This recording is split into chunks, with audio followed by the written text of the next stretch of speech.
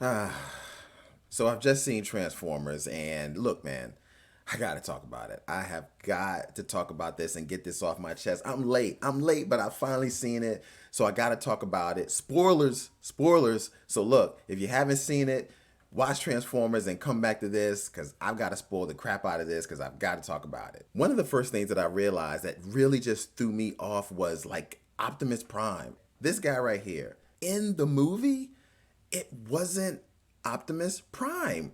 It was really weird.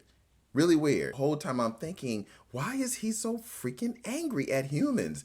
That has not been the Optimus Prime that I've ever read in the comics. That's not been the Optimus Prime I've seen in the cartoons, even in the G1 Transformers. I'm like, who is this guy?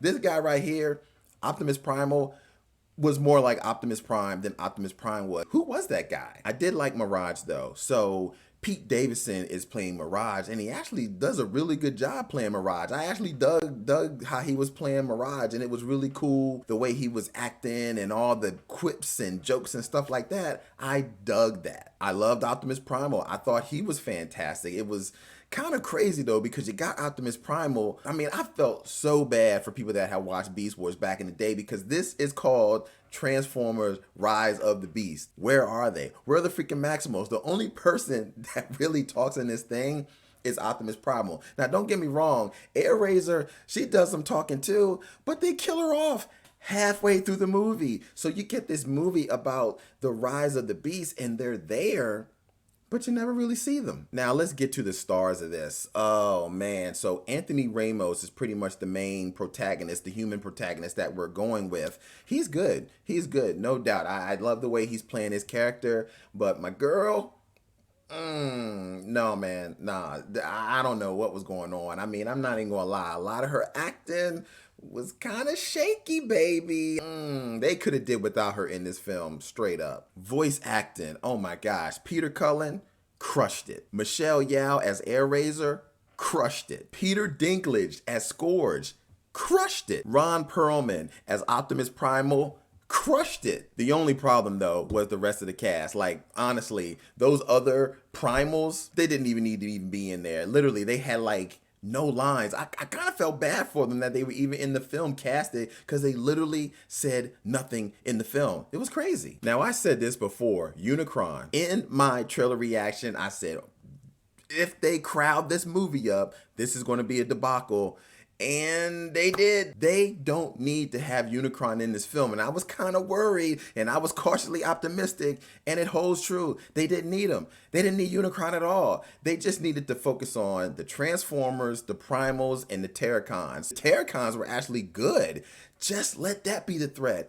We didn't need Unicron in this film. And actually, Unicron, like I said before, could be the Thanos of this universe. He's the guy that we work to get to.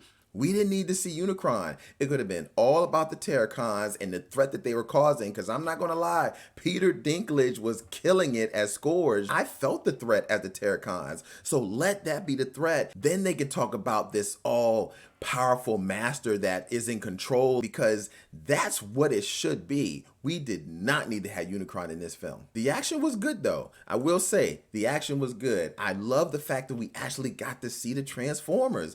Let these Transformers be Transformers the way they were in the cartoons. Let me see them transform. Let me see them fight instead of all this crazy shaky cam. You know what I'm talking about. That daggone shaky cam from the Bayformers. This was good to actually see some clean Transformers talking, fighting, and transforming. And let's go ahead and talk about the elephant in the room. If you haven't heard, look, if you've seen the movie, you know exactly what I'm talking about.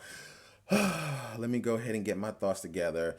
G.I. Joe. Okay, we know at the very end of this movie, they talk about G.I. Joe. Now, come on now. Come on. Let that thing die. I'm a fan of G.I. Joe just as much as the next person. I watched the cartoon. I love G.I. Joe the movie. Who doesn't want to love G.I. Joe? But you gotta let it die. Just let it die. Forget about it. It doesn't need to be resurrected anymore. Just stop with the G.I. Joe.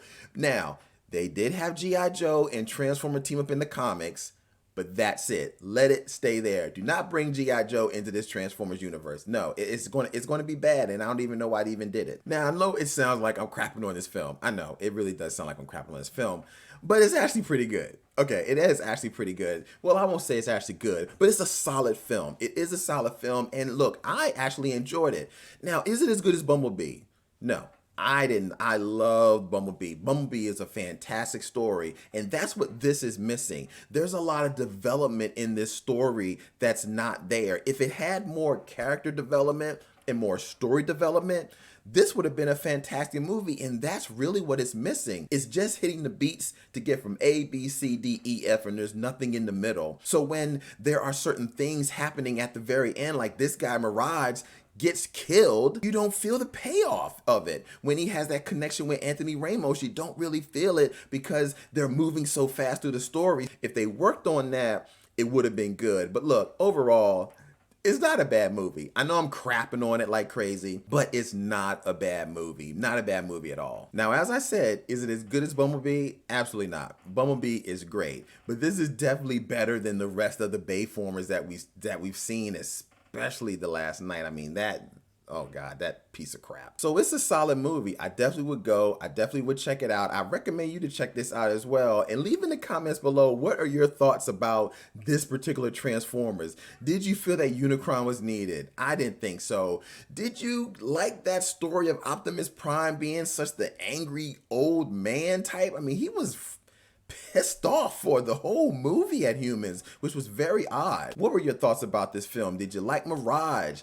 Did you wish that they used Unicron and held him out until later? Let me know your thoughts. I'm curious to know exactly what you were thinking about this film. But anyway, I had to get this all off my chest because I literally just finished watching Transformers Rise of the Beast, and I was like, man, I just got to get this off my chest. So if you've been here this long through this video, thank you so much for watching, and I'll be back here with another review. Bye.